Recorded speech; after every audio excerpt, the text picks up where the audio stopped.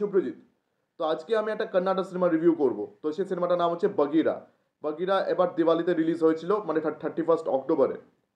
তো এটা আর কি 21 নভেম্বর, মানে কাল থেকে এটা নেটফ্লিক্সে স্ট্রিম করছে, তো ওখান থেকে দেখে উঠলাম। আপনারা চাইলে এটাকে টরেন্ট থেকেও চেক আউট করতে পারেন।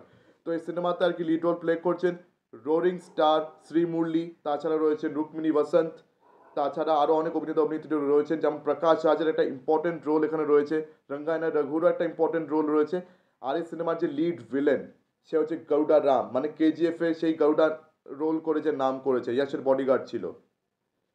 তো সে এখানে মেন ভিলেনের রোল প্লে করছে। আরও অনেক অভিনেতা অভিনেত্রী রয়েছে, তাদের নাম আমার জানা নেই।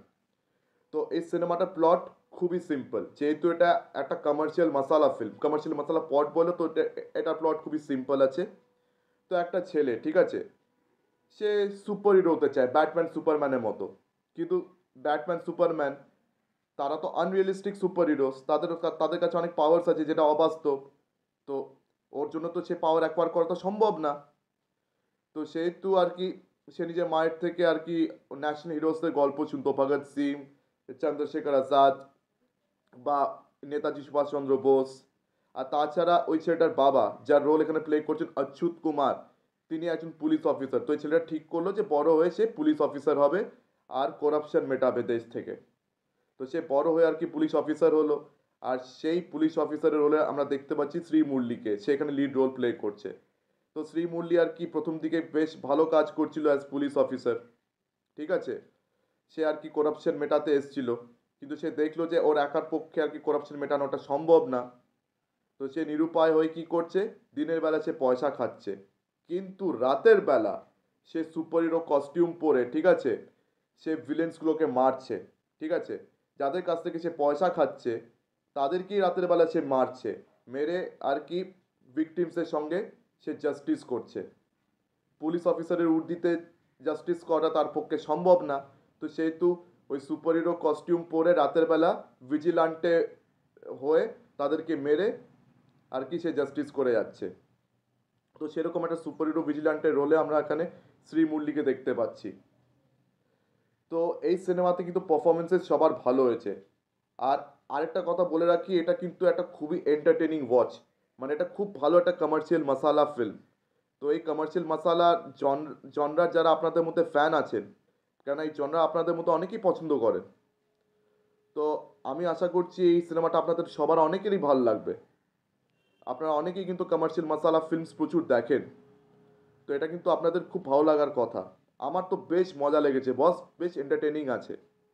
তো শ্রী মুরলির পারফরমেন্স দারুণ হয়েছে বস, সুপার পারফরমেন্স হয়েছে ওর। অ্যাকশন সিনসে ওকে বেশ এন্টারটেনিং আর বেশ কনভিন্সিং লেগেছে, প্লাস ইমোশনাল সিনসগুলো তো বেশ ভালো আর কি সে পারফর্ম করেছে। আর এই সিনেমাতে একটা রোমান্টিক অ্যাঙ্গেল রয়েছে, তো সেই রোমান্টিক লেডি রোলে আমরা দেখতে পাচ্ছি রুক্মিণী বসন্তকে। তো মানে এই রোমান্টিক লেডি হওয়া ছাড়া তার আর বিশেষ কিছু করার ছিল না এই সিনেমাতে। তো সেই রোমান্টিক সিনসগুলোতেও শ্রীমুরলিকে বেশ ভালো লেগেছে। তবে হ্যাঁ, এটার অ্যাকশন সিনস বা বিশেষ করে যখন শ্রীমুরলির কস্টিউমটা ডিজাইন হচ্ছিল এই সিনেমাতে, ঠিক আছে, তো ওই সিনসগুলো দেখলে আপনাদের একটু ব্যাটম্যানের কথা মনে পড়তে পারে। ব্যাটম্যানের থেকে একটা স্লাইট ইন্সপিরেশন নিয়েছে ডেফিনেটলি, তবে তার মানে এই না যে এটাকে ব্যাটম্যানের টুকলি বা নকল বলতে হবে। আপনাদের মধ্যে অনেকেরই এই টেন্ডেন্সিটা রয়েছে যে একটা ইন্সপিরেশন দেখলেই বলবেন টুকলি করেছে বা রিমেক করেছে, এটা ভুল, এটা আপনারা দয়া করে করবেন না। তো যাই হোক, চলে আসছি গল্পে। তো গল্পটা কিন্তু বেশ ভালো হয়েছে বস। তবে হ্যাঁ, সিরিয়াস টোনে। গজনি আপনারা সবাই দেখেছেন, গজনি একটা কমার্শিয়াল মশালা পট বলার ছিল, কিন্তু বেশ সিরিয়াস টোনে ছিল, একটা ডার্ক সিরিয়াস টোন ছিল গজনির। এই সিনেমারও কিন্তু একটা ডার্ক সিরিয়াস টোন আছে। তো ডক্টর সুরি, যিনি এই সিনেমার ডিরেক্টর, সে একদম নবাগত। তো তার ডিরেকশন কিন্তু অ্যাজ নিউ কামার বেশ ভালো হয়েছে, তার কিন্তু ডিরেকশন খুব ভালো হয়েছে। তবে স্টোরি লিখেছেন আমাদের প্রশান্ত নীল। প্রশান্ত নীল যাকে আপনার কেজিএফ থেকে চেনেন। আর আপনারা হয়তো অনেকে জানবেন না যে এই শ্রী মুরলি কিন্তু প্রশান্ত নীলেরই একজন আত্মীয়। আর এই শ্রী মুরলির সাথে প্রশান্ত নীল কিন্তু নিজের ক্যারিয়ারে শুরু করেছিল উগ্রম ফিল্মটা দিয়ে, উগ্রম। তো এই উগ্রম সিনেমাটা কিন্তু কন্নাডা বক্স অফিসে ফ্লপ ছিল, তবে এটা খুব নাম করা সিনেমার মধ্যে একটা। তো এই উগ্রামের আর কি বক্স অফিস ফ্লপ হওয়া থেকে মনে পড়লো যে এই সিনেমাটাও কিন্তু বক্স অফিসে হিট হয়নি বগিরা। এটা মানে একটা অ্যাভারেজ গ্রসার হয়েছে, মানে বক্স অফিসে প্রফিটেবল ভেঞ্চার, বাট হিট হয়নি। এটাই হচ্ছে দুঃখের বিষয়। আমি বুঝলাম না কেন হিট হলো না। 20 কোটির সিনেমা এটা 29 কোটিতে গিয়ে গুটিয়ে গেল।